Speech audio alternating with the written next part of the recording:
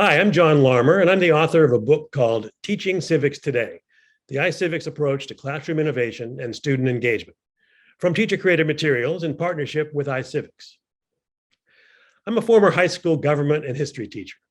I became an expert in project-based learning in my 20 years at the Buck Institute for Education, now known as PBL Works, where I authored several books and led professional development for K-12 teachers. So I'm a strong believer in active learning and teaching methods that really engage students. Our country needs more and better civic education today. It's been too often neglected in recent decades. I wrote this book to help teachers overcome some of the challenges they face when it comes to teaching civics. One challenge is simply how to make civic education a priority. If you're a middle school or high school social studies teacher, this might mean finding ways to include civics when you teach history. My book has suggestions and resources to help you accomplish this.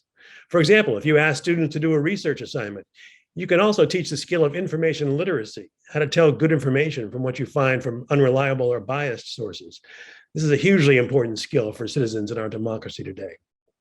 Or try this, establish norms or classroom agreements for how to have a discussion and make sure it's respectful and based on sound reasoning and evidence. That's another skill that will serve students well as they become citizens. If you are able to teach civics by itself, you'll find complete guidance in my book on what your content goals could be and how to teach civics well.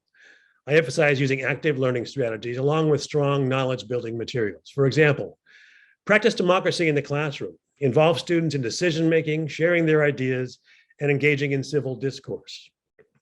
Teach and provide opportunities for public speaking. Use simulations, for example, mock elections, mock courts, and mock legislature. Use current events to teach civics concepts. And consider having discussions, not debates. If you're an elementary school teacher, you no doubt face the challenge of competing demands on your time.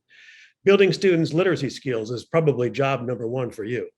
But civics can be included in your literacy program in lots of ways. There's a whole chapter about it in my book, which was co-authored with literacy expert Jennifer Pryor.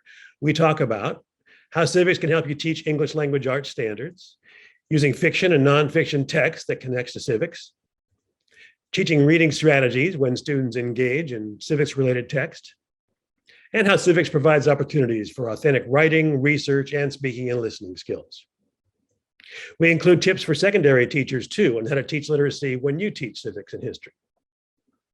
I mentioned I'm a big advocate for project-based learning, or PBL. In my book, I offer guidance on how to make sure PBL is a rigorous and authentic learning experience, not just a fun activities. And I give several examples of PBL projects from various grade levels for civics. So I encourage you to teach civics whenever you can and use active teaching methods when you do. You have an important job because our constitutional democracy needs well-informed, active citizens. I think you'll find my book helpful for meeting the challenge. You can request more information about this product by clicking and filling out the request form below.